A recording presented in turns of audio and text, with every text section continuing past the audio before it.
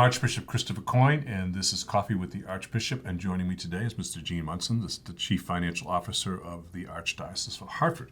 But also, I'm wearing a pectoral cross. It's called the pectoral cross because it hangs on the pectoral muscles, which are not as big as they used to be. It's a pectoral cross that I received from Pope Benedict when I went over for an ad limina when I was the Apostolic Administrator of the Archdiocese of Indianapolis. And he gave each of the bishops who came over from the United States to visit him a copy of this cross. Now, what's interesting about this cross is that it is a copy of the crucifix that hangs at the school and chapel of the Benedictines at Sant'Anselmo in Rome, which is where I went to school and got my doctorate. So I'm wearing a cross that has significance for me because it not only is from my alma mater, but it's also a cross that was given to me by Pope Benedict, and may he rest in peace. So, how do you take your coffee? Little cream, little sugar. Okay. Sometimes I get people that come in there and I say, how do you take the coffee? I say, I don't like coffee. So what do I do with that, Well, I spent a good chunk of my life in the Navy, and we didn't The sleep blacker very the much. better? So, you learn to drink whatever they have. Famously, we got huge cans of coffee that literally had a white label on it that's just read, coffee, all-purpose grind. So that's what we drank. So that is just wrong. It is, but the good part of it, there's no such thing as a bad cup of coffee for me now. So okay, well there is for me, but our viewers know. So I want to talk about we can talk about like X's and O's and all this stuff in here, and dollars and cents, but in the internal stuff. But I don't want to talk about. I don't think our viewers are interested necessarily what happens in terms of the bookkeeping here.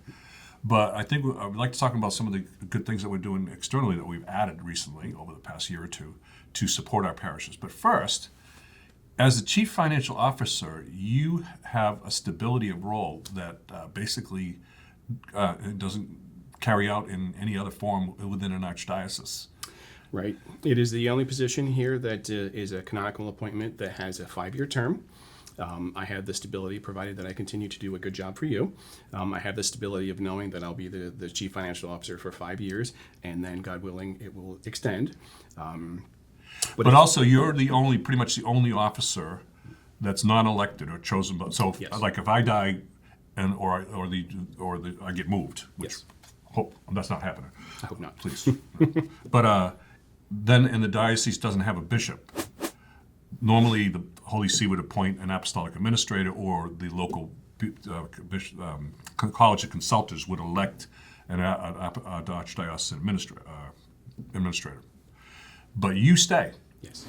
So that's by canon law. You stay when the ordinary is not. You don't have a bishop.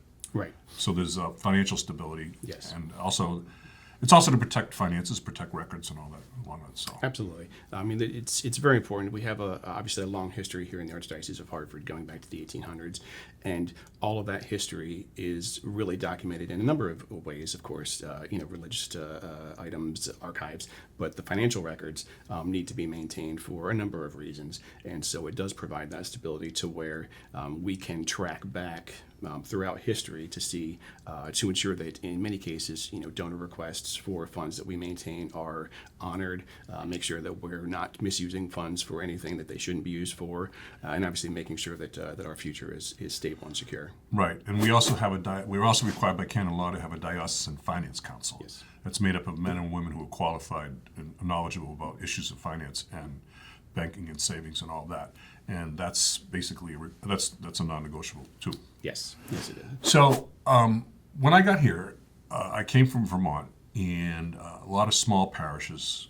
We had some city parishes, but most of them were small rural parishes, and they had a hard time often finding good bookkeepers. Mm-hmm. And even when they had bookkeepers, most of them weren't trained enough to do the job well.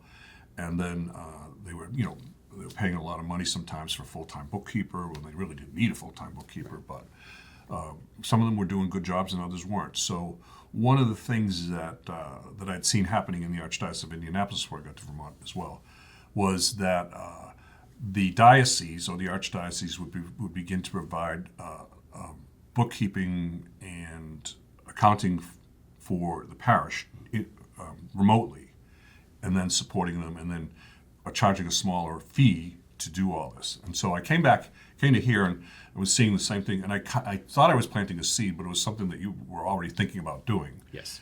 because your office was already going out and dealing with parishes that were in kind of like a counting crisis. Yes. How does your office respond to that very well? And then we were also starting to do what I talked about, what's happening in Rouen. So let's talk about that first one. Okay. So the first initiative is really to try to provide that direct assistance to parishes and schools that need it. It's really came from a few years ago. We started taking a hard look at the annual reviews that we do. They're actually every 3 years for parishes, which maybe should be addressed because 3 years is a long period of time. But when we see repeatedly the same items coming up, you would think that we'd start to think maybe there's something to be addressed here rather than waiting for it to become a crisis. I have a background in prevention, so I started to think, why are we not addressing the need first before it comes to become a crisis and we had to go in and fix things? So we started sending folks out to parishes where we had reviews that had some challenges that were nothing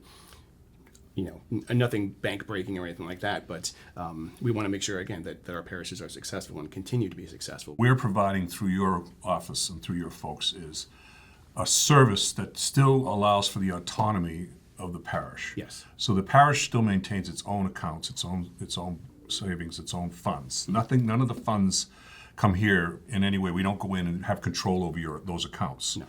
They do send funds to cover things like benefits and all those other things along the line. Yes. But so your staff, as the bookkeepers, they receive the bills. Yes. And they look at payroll. Mm-hmm. The bills come in, they look at payroll, they look at all the save, they look at the whole thing, the balance sheet stuff.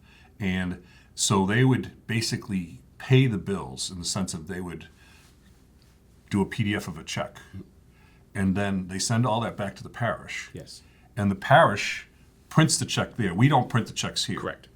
They print the checks there, and the pastor signs it there. We don't sign it here, so we're not touching their money. None of us are signers on any of their bank accounts. Right. Yeah. So then they would print out the check, put the bill, and mail it themselves. Yes. And we also provide them with a balance sheet, with a profit and loss report, and all those things. And I find what I've heard is parish finance councils, we've been doing this for, they come back and they say, this is the cleanest financial reports that we've ever seen.